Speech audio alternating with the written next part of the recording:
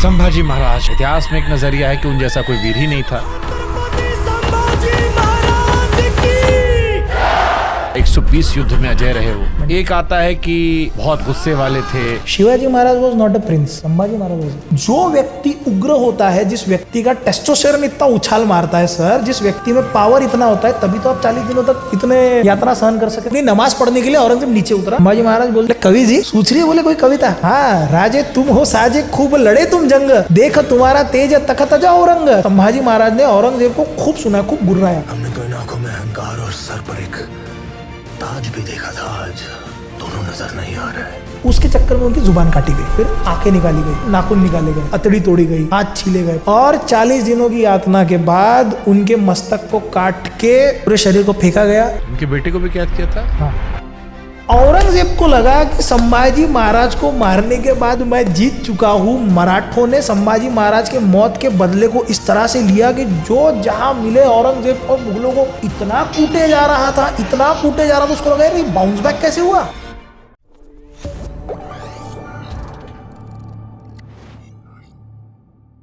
संभाजी महाराज का आपने जिक्र किया, एक ऐसा कैरेक्टर है जो छावा बनकर आया, लेकिन बहुत नजरिया उनको देखने के। इतिहास में एक नजरिया है कि उन जैसा कोई वीर ही नहीं था। लड़ा 120 युद्ध में अजय रहे वो। ये थोड़ा सा ओवर एग्जैजरेटेड स्टेटमेंट। एक आता है कि बहुत गुस्से वाले थे, अति गुस्सा था, कई सारे अवगुण थे, और उसकी वजह से भी वो उस तरह से नहीं हो पाए छत्रपति शिवाजी थे। सी द फैक्ट वाज, क्या हुआ, दो चीजें हुई कि Sambhaji Maharaj, see you have to understand one basic difference here. Shivaji Maharaj was not a prince, Sambhaji Maharaj was a prince. Yes, he was born prince, वो प्रिंस पैदा हुए। और संभाजी महाराज जिस समय पे गद्दी पे आए, उनको सिविल वॉर देखना पड़ा ना। कटकारस्थान हो रहा है पूरे घरों के अंदर में, आपके खुद के मंत्री संतरी कटकारस्थान आपके खिलाफ कर रहे हैं। कोई कह रहा है राजाराम महाराज गद्दी पे आएंगे, संभाजी महाराज को अच्छा, ये नियम होता था उस समय पे कि जब तक राजा यदि गया है तो राजा जाने के बाद में आपको युवराज को सचेत करना होगा, क्योंकि युवराज जब तक घोषित, राजा नया घोषित नहीं होगा, आखिरी अंतविधि नहीं हो सकती। शिवाजी महाराज गए हैं, ये बात किसी को पता ना चले, इसलिए पुतलाबाई, शिवाजी महाराज की एक वाइफ थी, उनको सती जाना था, तो सती की साड़ी होती है, साड़ी लाने के लिए गढ़ के नीचे जाना होगा, उनको सती तक जाने नहीं दिया कि नीचे बात फैल जाएंगी। संभाजी महाराज को बताया नहीं गया। और जिन लोगों पे आरोप डाला जाता है वो लोग उस समय गढ़ पे थे भी नहीं, कि जिन्होंने मारा ऐसा कहते हैं, वो नहीं थे उस समय गढ़ पे। हाँ, उनके बाद में संभाजी महाराज के साथ में क्लैशेस हुए तो संभाजी महाराज ने उनको खत्म कर दिया है, ये बात रियल है। और संभाजी महाराज उग्र थे ना। जो व्यक्ति उग्र होता है, जिस व्यक्ति का टेस्टोस्टेरोन इतना उछाल मारता है सर, जिस व्यक्ति में पावर इतना होता है, तभी तो आप 40 दिनों तक इतने यातना सहन कर सके। कौन यातना सहन कर सकता है 40 दिनों की? जब मारते वक्त एक आपका नाखून निकाला जा रहा है, आपकी अतड़ियाँ निकाली जा रही है, आपके घुटने तोड़े जा रहे हैं, आपके बाल निकाले जा रहे हैं, फिर भी वो व्यक्ति कहता है कि मुझे छोड़, हम तो भगवे के सिपाही, अभी तुझे काट के खा जाएंगे। कौन सहन कर सकता है? उग्र स्वभाव तो होगा ही, शिव का पुत्र है, कैसा होगा? संभाजी की थोड़ा ग्रेटनेस के बारे में बताओ मुझे। संभाजी महाराज की सबसे बड़ी ग्रेटनेस ये दिखती है कि देखो यार, 14 साल की उम्र में वो व्यक्ति बुद्धभूषण जैसा ग्रंथ लिखता है। अगर आप चाणक्य की चाणक्य नीति या फिर अर्थशास्त्र को देखोगे और बुद्धभूषण को देखोगे, मोर ऑन मोर बहुत ज़्यादा सिमिलरिटी आपको मिलती है कि समाजशास्त्र के ऊपर उन्होंने बात की है, यहाँ पे बात करिए। संभाजी महाराज ने 24 साल की उम्र में जैसे ही वो गद्दी पे आए, उन्हें ये बात पता थी कि जिन जिन के साथ में मेरे, अब जैसे छावा मूवी आई, छावा मूवी में इन्होंने बहुत एग्जैजरेटेड संभाजी महाराज दिखाए कि नहीं उनको उतावला था, औरंग को लेके आएंगे, औरंग को लेके आएंगे, औरंग को मारेंगे। नहीं, बुद्धि से रुको बाबा, युद्ध नहीं कर सकते अभी।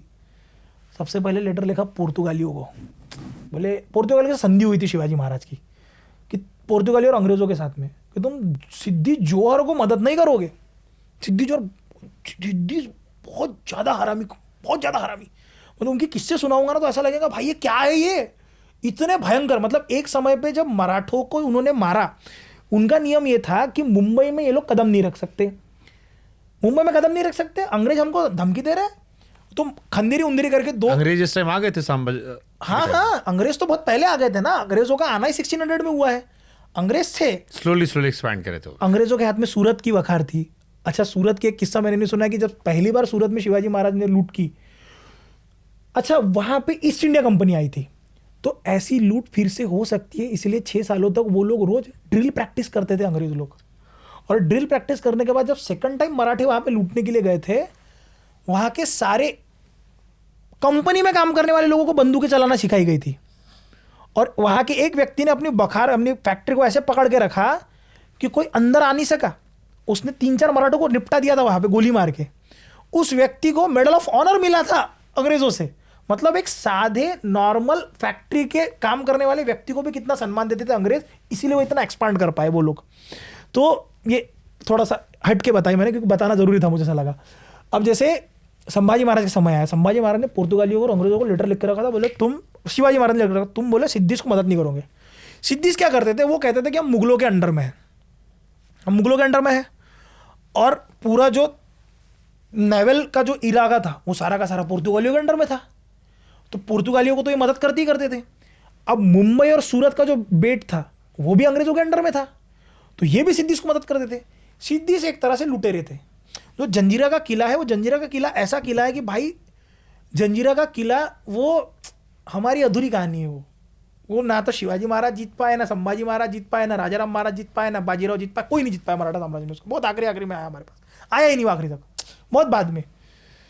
वो अधूरी कहानी है, मतलब नहीं हो पाया, दिल टूटी हुई कहानी है। शिवाजी महाराज गए, वापस आना पड़ा। संभाजी महाराज ने पुर्तगालियों को और अंग्रेजों को शिवाजी महाराज ने बता के रखा था। तो शिवाजी महाराज को पता था कि पुर्तगालियों के साथ में हमारा कुछ अच्छा चल नहीं रहा है।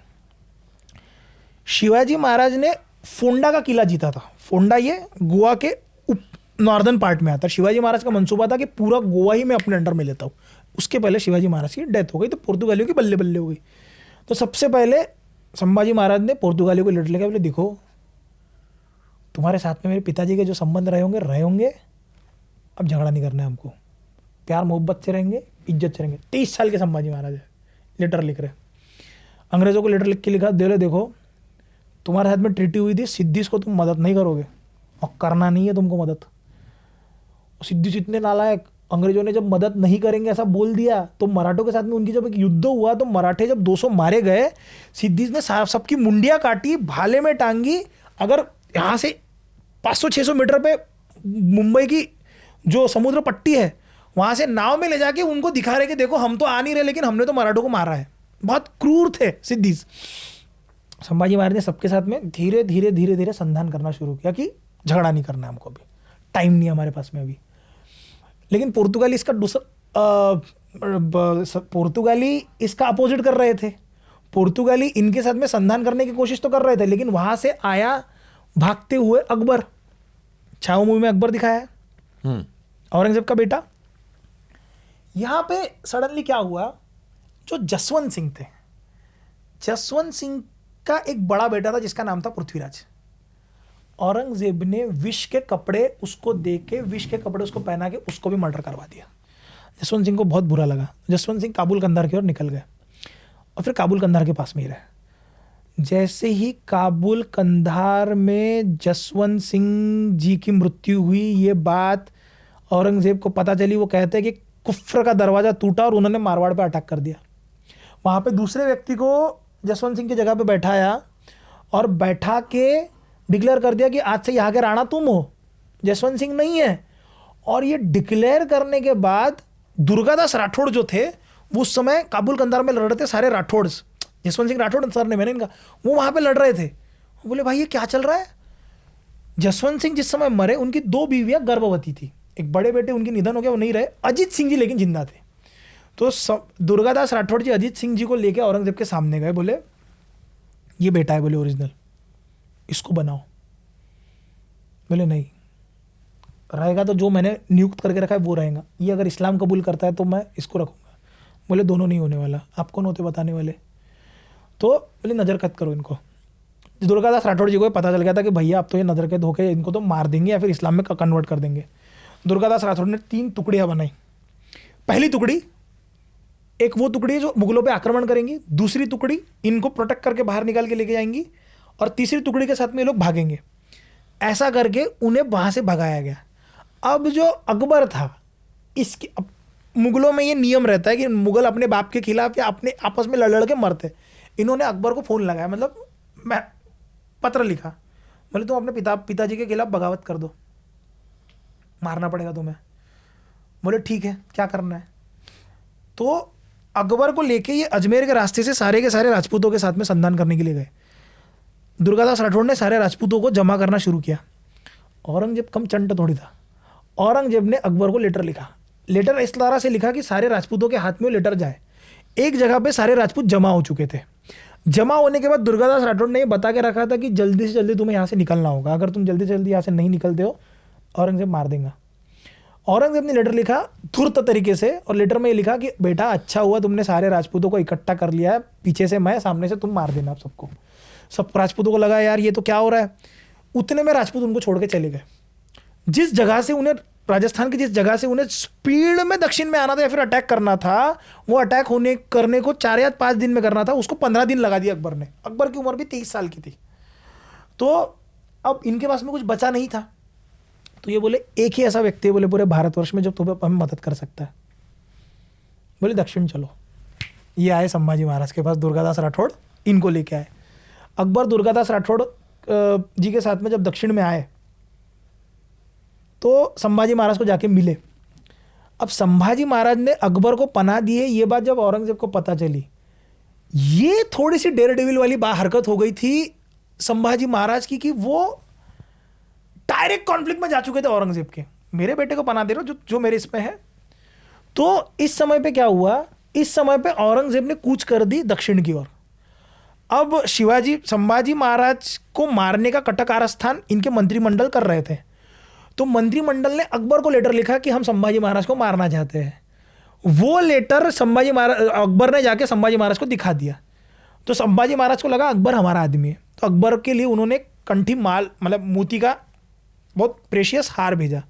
वो हार इन्होंने नर्तकी को दे दिया। संभाजी महाराज का दिमाग खराब हो गया, बोले इसको इतने राजेशाही हार की कीमत नहीं है, हमारे मित्रता की क्या कीमत करेगा, निकालो बोले यहाँ से इसको। वो गया गोवा में। बोले जान दो, बोले मैं गोवा घूमने जाता हूँ, पिताजी भी नहीं है तो गोवा घूम के आऊँगा मैं, पिताजी के परमिशन की जरूरत नहीं है मेरे को। वो गए गोवा घूमने। संभाजी महाराज को पता चला अभी ये तो गोवा गए, ऊपर से औरंगजेब भी आ रहा है। पुर्तगालियों के कंटिन्यू लेटर चल रहे हैं औरंगजेब के साथ में, जिसमें वो ये कह रहे हैं कि भाई हम तो तुम्हारे आदमी है। संभाजी के हाथ में हमारा कुछ भी नहीं है। संभाजी महाराज को यह बात पता थी कि अकबर का पुर्तगालियों के साथ में बहुत अच्छा संधान है। उन्होंने अकबर को यूज़ करना शुरू किया कि जाके बात करो, कहो उनसे, ना करे ऐसा। बहुत समय तक बात करने की कोशिश करी, लेकिन धीरे धीरे सब लोग अपनी अपनी पोजीशनिंग चेंज कर रहे थे। कभी मराठी इन पे हावी हो रहे, कभी वो इन पे हावी हो रहे, कभी मराठी इन पे हावी हो रहे, कभी वो इन पे हावी हो रहे। ऐसा करते करते करते करते वॉइस रॉय ने वहां से डिक्लेयर कर दिया कि अब हम मराठे के खिलाफ ऑन फ्रंट युद्ध करेंगे, क्योंकि हमें औरंगजेब ने सपोर्ट कर दिया है। औरंगजेब उस समय बुरहानपुर तक आ चुका था। संभाजी महाराज को लगा भाई अब क्या करे, युद्ध तो छिड़ चुका है। तो जो फोंडा का किला शिवाजी महाराज ने जीता था, वहां से बाउंड्री शुरू होती है। फोंडा नॉर्थन गोवा में आता है, नीचे पूरा पुर्तगालियों का था, ऊपर में फोंडा था। पुर्तगालियों ने अटैक कर दिया फोंडा के ऊपर। अब जैसे ही फोंडा के ऊपर आक्रमण हुआ, मराठों ने टूट पड़ना वहां पे शुरू कर दिया। संभाजी महाराज युद्ध में वहां पे नहीं थे, संभाजी महाराज दूसरी जगह पे थे। संभाजी महाराज ने कहा यार अब फोंडा तो अब हाथ से गया तो हमारे हाथ से गोवा ही चले जाएगा। पुर्तगालियों के पत्र में उल्लेख मिलता है कि संभाजी महाराज दूसरे दिन 600 लोगों को लेके वहां पे युद्ध करने के लिए आए। तो वो व्यक्ति इस तरह से आ रहा था रण मैदान में कि भाई 300 एक साइड में, बीच में दोनों हाथों में तलवारें लेके मराठों का छत्रपति ऐसे आ रहा। और हमारी हिम्मत नहीं हो रही मराठी के छत्रपति को गोली मारने के लिए। हमें पता था इसको एक भी गोली लगी मराठे हमें काट डालेंगे। और संभाजी महाराज को साइकोलॉजी पता थी कि ये मेरे को नहीं मारने वाले। तो संभाजी महाराज घुसे, पुर्तगालियों को भड़ भड़ा के मारा। उसके बाद में एक और युद्ध हुआ। एक नदी जाती है गोवा में, उसके बीच में एक छोटा सा बेट है, वहाँ पे एक फोर्ट है, मतलब एक कैथेड्रल चर्च है, वहाँ पे फोर्ट है। वहाँ पे घुस के पुर्तगालियों को ऐसा मारा कि वो नदी जो घिरी हुई है उसके बाजू में पहाड़ आते हैं। पूरा का पूरा गोवा का वो सेक्शन पहाड़ों के ऊपर देख के चल रहा है कि भाई मैच क्या चल रही है यहाँ पे। इतना बुरी तरह मारा कि पुर्तगालियों ने लेटर लिखा कि इतना बुरी तरह से आज तक हम लोगों को पूरे भारत में अंग्रेजों ने भी नहीं मारा है जितना भयंकर मराठों ने मारा है। तो पुर्तगालियों को तो कर दिया शांत। अब संभाजी महाराज पलटे सिद्धिस की ओर, जंजीरा के किले को। मतलब ये ना सब रैंडम चल रहा था, अलग अलग। संभाजी महाराज 9 साल की कारकिर्दी है, तो जंजीरा की ओर। जंजीरा को लेना तो है हमें, सारा लेंगे कैसे। संभाजी महाराज बोले काम करते हम लोग खंदेरी उंदेरी लेते। मतलब क्या होता है, मुंबई से पेन की खाड़ी जाती है, वहाँ पे 2 बेट आते हैं, खंदेरी उंदेरी। खंदेरी उंदेरी के आगे यहाँ पे अगर आप जाओगे तो वहाँ पे आता है आपका कौन सा अपना ये जंजीरा का किला। बोले खंदेरी उंदेरी में से ऐसा करते, बोले खंदेरी इनके पास में है, उंदेरी इनके पास में है, खंदेरी हमें लेना होगा। इन्होंने खंदेरी अपने हाथ में लिया ताकि जो भी नाव पास ऑन हो वो हमारे तरफ से हो। अब खंदेरी इनके हाथ में, उंदेरी उनके हाथ में। एक रात को ये लोग उंदेरी में चढ़ने के लिए गए, रात के समय पे गए, इनको पता नहीं था जगह कैसी है, 200 लोगों को मार दिया गया, मराठों को।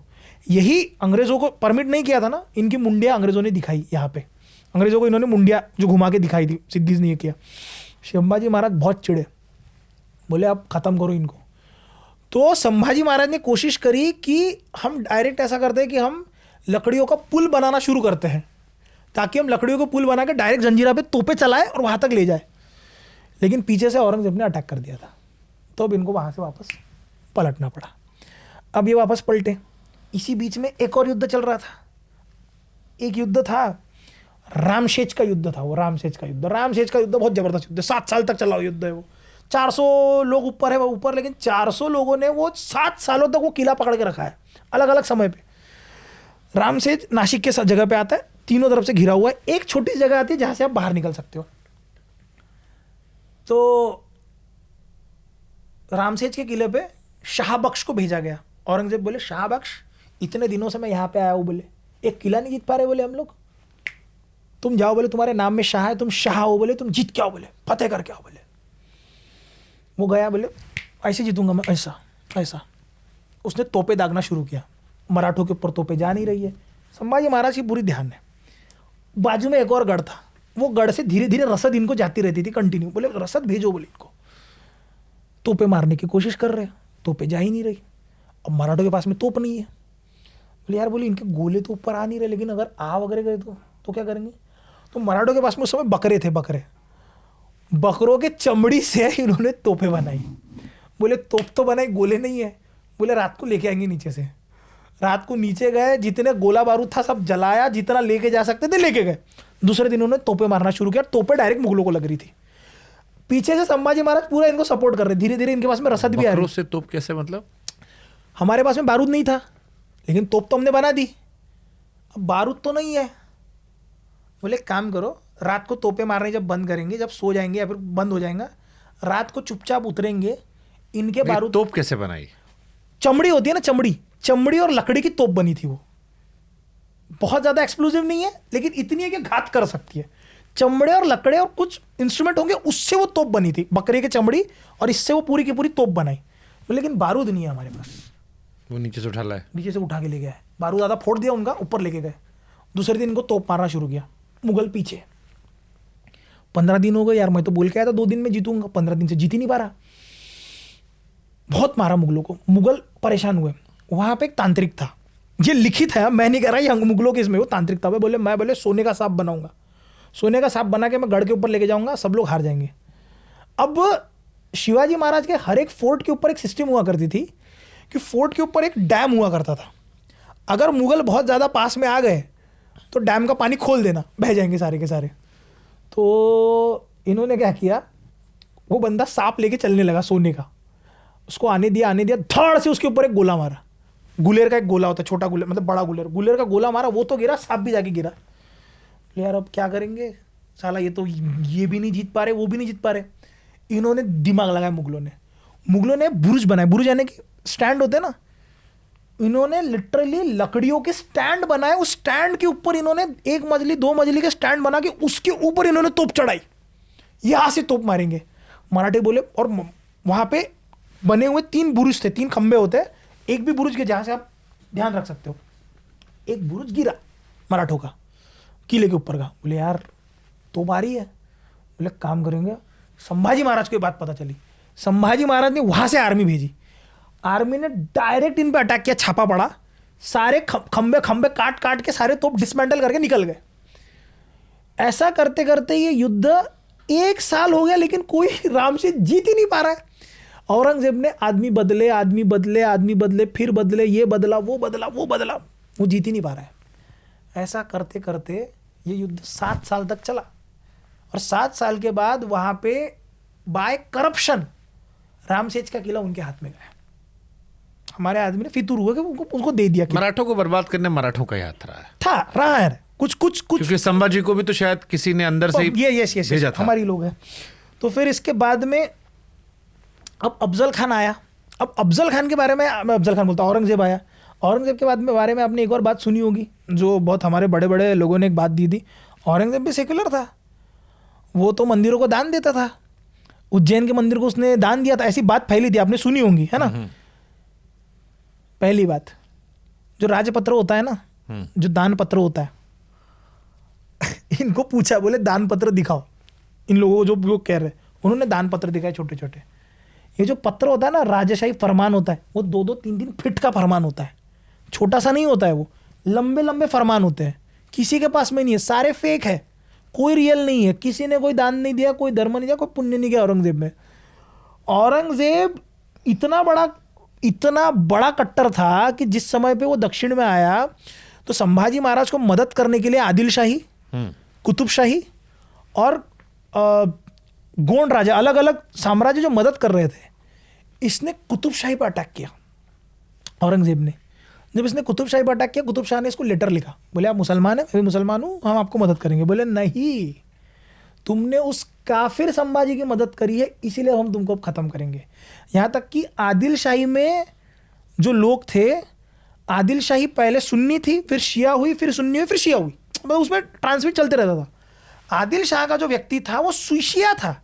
अफजल खान ने जब आदिल शाही ख़त्म करी, उसको कैद किया, सुन्नी में कन्वर्ट करवाया औरंगजेब ने। वो इतना कट्टर धर्मांध था, और धीरे धीरे करके ये आखिरी मुकाम तक इनका युद्ध पहुंच चुका था। एक तो पुर्तगालियों को मारा, यहाँ पे मुगलों के साथ में युद्ध हुआ, संभाजी महाराज दक्षिण दिग्विजय के लिए भी निकले, लेकिन जब संगमेश्वर में कोकण में वो रुके हुए थे, तब हमारे ही कुछ आदमियों ने खबर जाके दी। अब उस पर हिस्ट्री का फैक्शन है, मैं एकदम किसी का नाम नहीं लेता, अलग अलग लोगों के अलग अलग नाम है, बड़े बड़े इतिहासकारों ने भी अलग अलग नाम लिए, लेकिन हमारे व्यक्ति ने उन्हें पकड़वा दिया।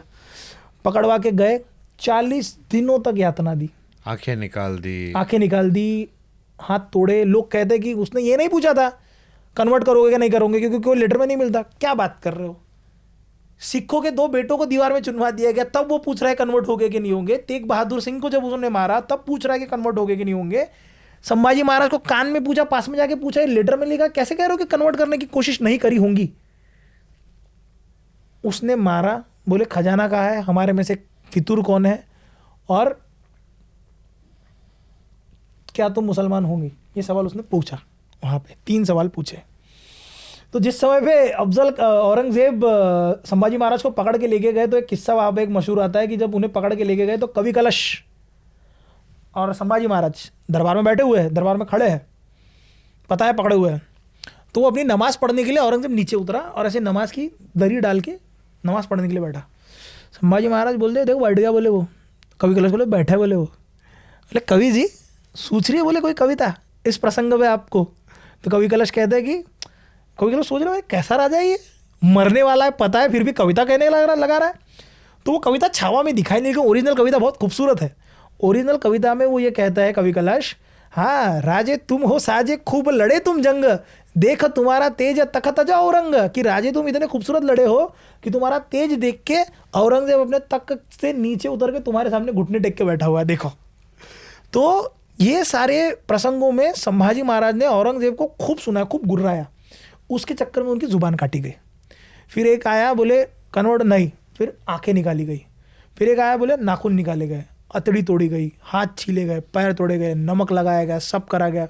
और 40 दिनों की यातना के बाद उनके मस्तक को काट के पूरे शरीर को फेंका गया, और मस्तक को घुमा के ये संदेश दिया गया इसके बाद में कोई खड़ा नहीं होगा।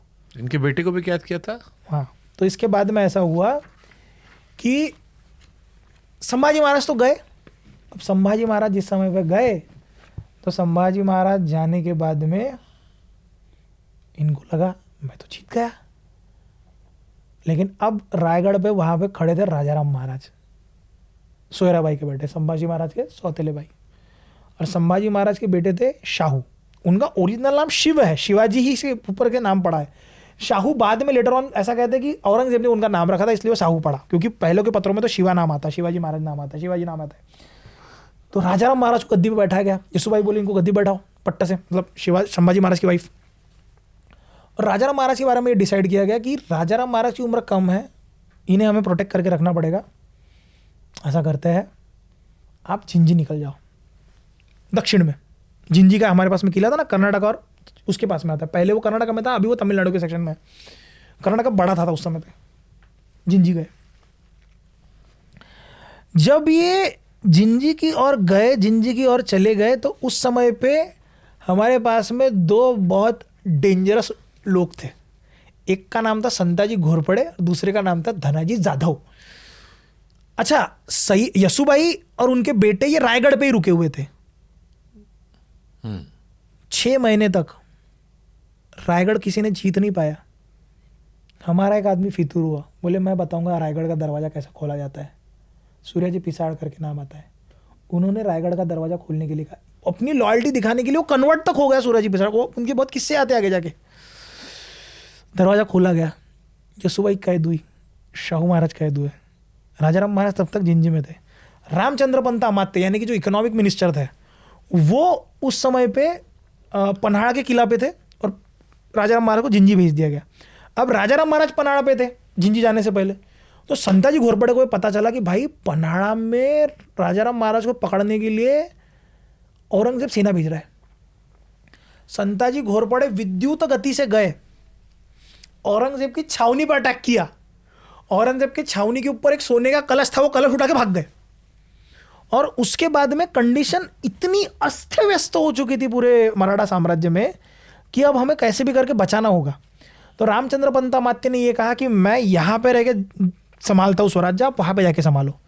तो अब क्या था, शिवाजी महाराज के समय पे जागीरदारी सिस्टम बंद हो गई थी कि आप इंडिपेंडेंटली एक एक लोग नहीं रहेंगे। राजाराम महाराज को जागीरदारी सिस्टम फिर से इस्टेब्लिश करनी पड़ी। इस बेसिस पे करनी पड़ी कि भैया देखो, हम क्या करेंगे, हम जागीरदारी रिस्टैब्लिश करेंगे। जो जिस जगह को जीत सकता है उस जगह को जीतो, वो जगह तुम्हारी। औरंगजेब को लगा कि संभाजी महाराज को मारने के बाद मैं जीत चुका हूं। मराठों ने संभाजी महाराज के मौत के बदले को इस तरह से लिया कि जो जहां मिले औरंगजेब और मुगलों को इतना कूटे जा रहा था, इतना कूटे जा रहा था, उसको लगा यार ये बाउंस बैक कैसे हुआ। खतरनाक। संताजी धनाजी के तो किस्से ही अलग है, बड़ा भड़ मारे जा रहे, इसको मार रहे, उसको मार रहे, यहां से जा रहे, उसको मार रहे, ये कर रहे, वो कर रहे, खतरनाक। जिंजी से वापस आए। अच्छा, जिंजी का भी किस्सा बहुत खूबसूरत है। जिंजी पनाहगढ़ टू जब जा रहे थे, पनाहड़ टू जिंजी, वो किस्सा भी एक बहुत सुपर किस्सा है वो। तो वापस आए। अब राजाराम महाराज को जो है वो क्षय रोग था। ऐसा कहते हैं दो में से कोई एक हो सकता है, इधर लंग कैंसर और क्षय रोग। क्षय रोग यानी कि टीबी, ट्यूबरकुलोसिस, क्योंकि उनको खांसते वक्त बहुत ज़्यादा खून आता था। और इधर दैट, तो बहुत कम उम्र में एट द एज ऑफ 27-28 ही डाइड।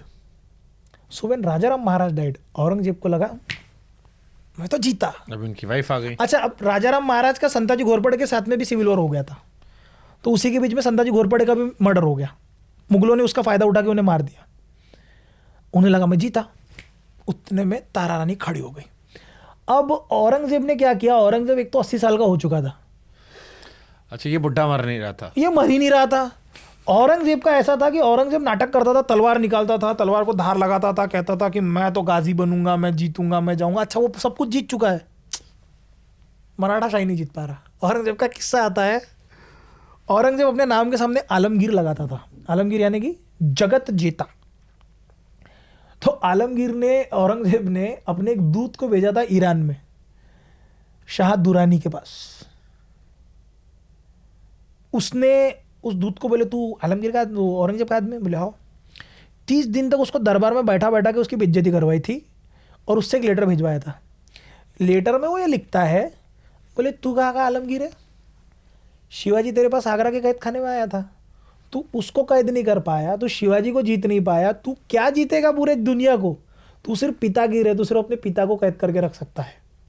तो औरंगजेब जिस समय पे यहाँ पे था वो इतना हताश हो गया। मराठे क्या करते थे, मराठे किले लड़ाते थे। कब तक लड़ाते थे, जब तक औरंगजेब की सारी पावर ख़त्म नहीं होती। जैसे ही औरंगजेब की पावर ख़त्म हुई किले औरंगजेब को दे देते थे।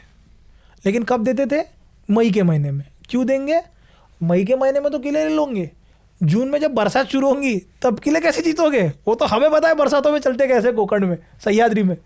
और जैसे ही बरसात शुरू होती थी 2 महीने में किले वापस। ऐसा कर करके इन्होंने औरंगजेब को पूरा नल्ला बेरोजगार खत्म करके रख दिया।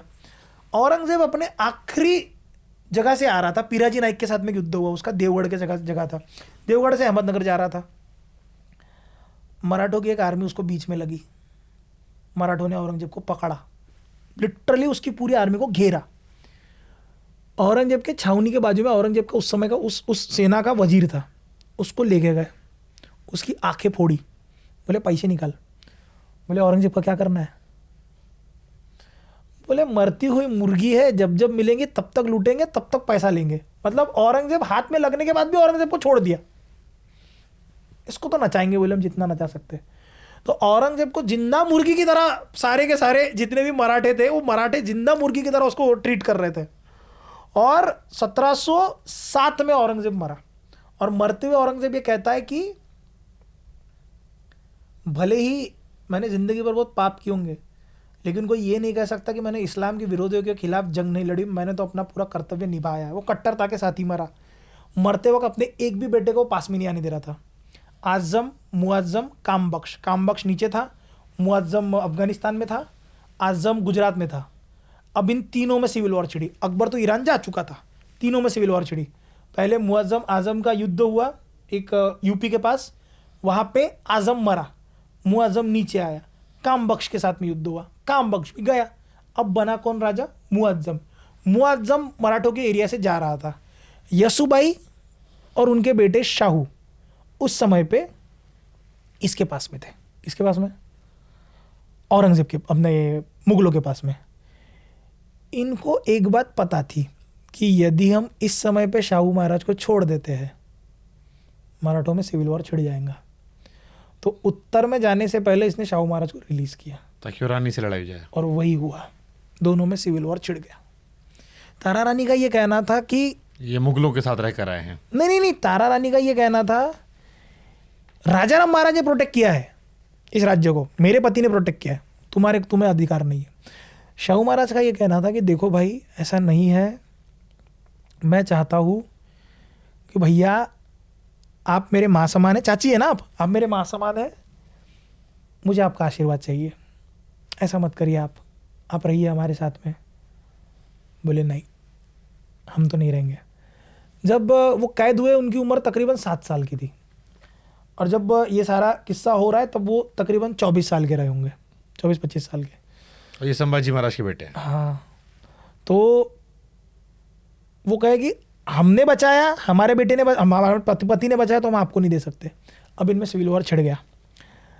अब इसमें एंट्री होती है उस व्यक्ति की जिस व्यक्ति ने पूरे भारत को एक सिस्टम पढ़ाई जिसका नाम पड़ता है पेशवाई। उनका नाम था बालाजी विश्वनाथ। बालाजी विश्वनाथ जिस समय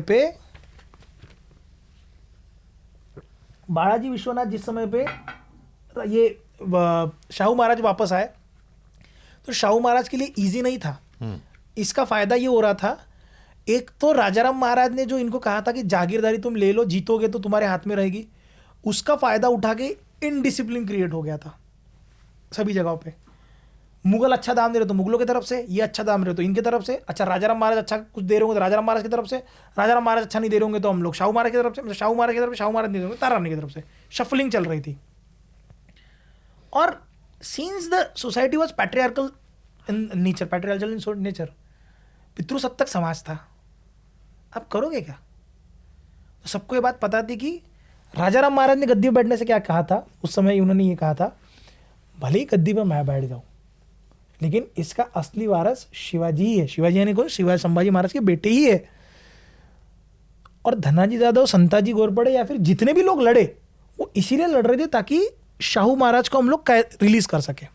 अच्छा, और मुअज़्ज़म जो बाद में बहादुर शाह बना, 65 साल की उम्र में राजा बना, वो 65 साल की उम्र प्रिंस, 65 साल का प्रिंस था वो राजा बना औरंगजेब के बाद, मरने के बाद।